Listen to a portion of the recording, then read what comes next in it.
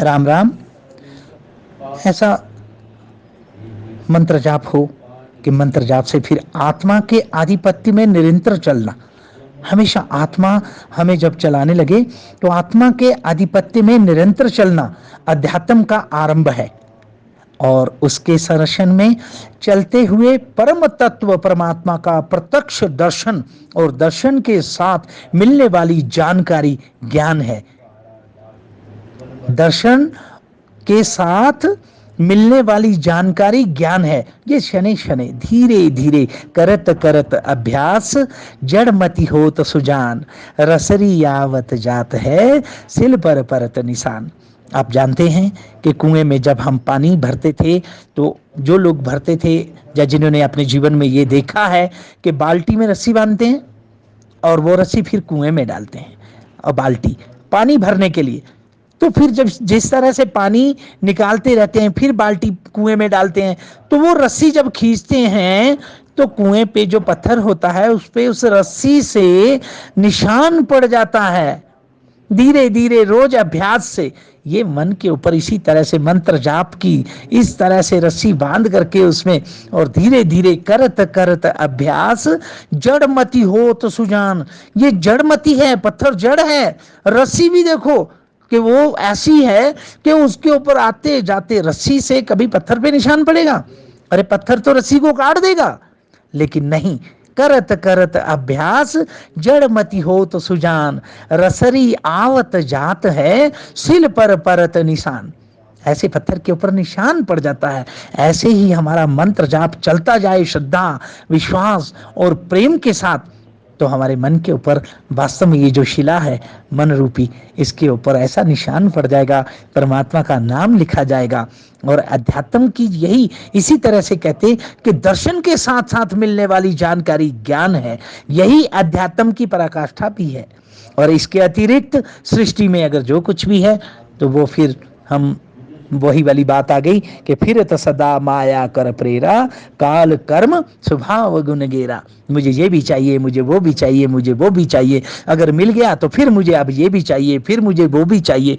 कहीं पे भी विश्राम नहीं है इस मन का। इसलिए कोशिश यही रहनी चाहिए कि धीरे धीरे अभ्यास करते करते करते करते और इस तरह से अपने मन के ऊपर प्रभु नाम का सुमिरन का ऐसा रंग चढ़ जाए कि फिर हमें ये बोलने में मैंने कहते हैं अतिशयोक्ति नहीं होनी चाहिए। क्या कि भाई सूरदास की काली कमली में चढ़े न दूजो रंग, कभी दूसरा रंग नहीं चढ़ सकता। फिर अब सूरदास कहते हैं कि मेरी काली कमली ऐसी ठाकुर जी की है कि उसकी काली कमली में अब दूसरा रंग नहीं चढ़ सकता, चाहे वो कुछ भी हो जाए। जो भगवान की कृपा ऐसी प्राप्त हो जाएगी कि फिर जय जयकार बोलो बद्री विशाल भगवान की जय। आनंद ही आनंद है, आनंद ही आनंद है। राम राम। बहुत सारे लोग पूछते रहते हैं कि आध्यात्मिकता की क्या भूमिका है। जैसे होता ही है, सच पूछिए तो आध्यात्मिकता का कोर्स मनुष्य के लिए ही है। बड़े बड़े साधु संत महात्माओं ने कहा और गीता जी के अनुसार भी अगर देखा जाए तो मनुष्य शरीर में ही कर्मों के अनुरूप बंधन तैयार होता है। शुभ करोगे तो शुभ होगा, अशुभ करोगे तो अशुभ होगा। मतलब जैसा हम किसी को देते हैं वैसा हमारे लिए तैयार है। अन्य योनियों में तो केवल भोगने के लिए, भोग भोगने के लिए होती है ना। बाकी तो वर्तमान में ही आप जानते हैं सृष्टि के आदिकाल से ऐसा कि भविष्य में भी जब तक सृष्टि रहेगी अध्यात्म ही मानव तन की सार्थकता है। समाज में अध्यात्म शब्द सुन रखा होगा हम लोगों ने, लेकिन जानते बहुत कम हैं। और जो जानते हैं वो करते हैं साधु संत महात्माओं से, शास्त्रों से, अपने बुजुर्गों से, अपने परिजनों से सुनते रहते हैं और जानते नहीं हैं कि वास्तव में है क्या। और जो जानते हैं वो बहुत अच्छी तरह करते भी हैं। आध्यात्म का आदि मतलब साफ शब्दों में अगर बोलें तो अधि आत्म का योग है। अधि आत्म का योग, अध्यात्म अर्थात आत्मा का आधिपत्य हो जाना। आत्मा ही हमारे पूरे सिस्टम को उसको संचालित करे। सामान्यतः तो आप लोग जानते भी होंगे कि सभी लोग माया के आधिपत्य में हैं। माया हमें चलाती है, मन घुमाता फिराता है। और कहते हैं कि फिरत सदा माया कर प्रेरा, काल कर्म स्वभाव गुण गेरा। रामचरितमानस में जैसे बताते हैं कि फिरत सदा माया कर प्रेरा, काल कर्म स्वभाव गुण गेरा।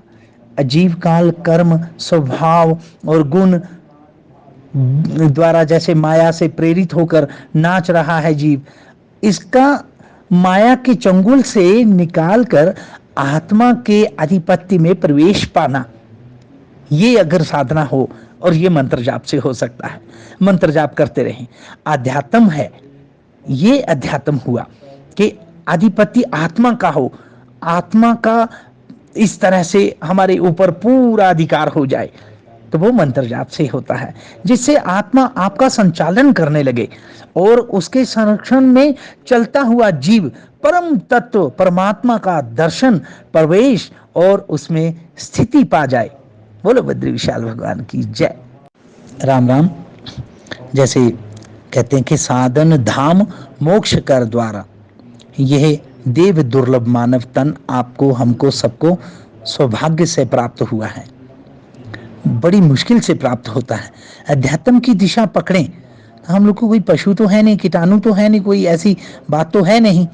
तो ये इस तरह से जैसे सभी लोग अपने अपने खाने पीने और मौज मस्ती में रहते हैं, हम लोग मनुष्य हैं, ये तो सबके पास है कि खाना पीना उठना बैठना, सब पशु पक्षियों को भी नसीब है।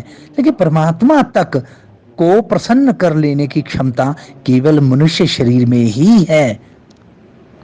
अध्यात्म आपका, आप सबका गंतव्य है। हम सबका अध्यात्म जो है गंतव्य है, स्थान है, यात्रा है, रास्ता है। वैचारिक जैसे हम लोग बातें करते हैं बैठ करके अध्यात्म की, या अध्यात्म कहते हैं, या कहने से अध्यात्म नहीं होता। अध्यात्म के लिए, इसके लिए तो आप श्रीमद् भगवत गीता जी का आश्रय लें, आपको समझ में आ जाएगा। हम सबको भगवान श्री कृष्ण ने अपनी वाणी से जो श्रीमद् भगवत गीता जो अपने मुंह से गाई है, और आनंद ही आनंद है उसमें। अगर उसे पढ़ें तो समझ में आ जाएगा कि अध्यात्म क्या है, हम कौन हैं, हम अपवित्र हैं या पवित्र हैं, धर्म क्या है, भजन क्या है, कैसे और क्यों करें, इन सारी समस्याओं का समाधान मिल जाएगा। मात्र आजकल ही नहीं बल्कि सदा ही यदि मानव तन मिला है तो उसके लिए ये साधना ठीक है। तो केवल अध्यात्म मतलब श्रीमद् भगवत गीता का हम शरणागति, उसकी शरण में जाएं, जिससे सदगृहस्थ आश्रम में रहते हुए भी, सुचारू रूप से गृहस्थी चलाते हुए भी भजन की जागृति, प्रत्यक्ष प्रभु का संरक्षण और स्थिति के लिए आदि अध्यात्म शास्त्र श्रीमद् भगवत गीता जी का नितांत आवश्यक है कि हम उनकी शरण में चले जाएं। राम राम राम राम राम राम। ऐसे ही हम श्रीमद् भगवत गीता जी के सानिध्य में जाएं। बहुत सारे लोगों का ऐसा कहना है, पूछते हैं कि महाराज जी गीता जी की शरण में जाएं, या हम जैसे भगवान राम का भजन करते हैं, भगवान शिव का भजन करते हैं, हम देवताओं को पूजते हैं।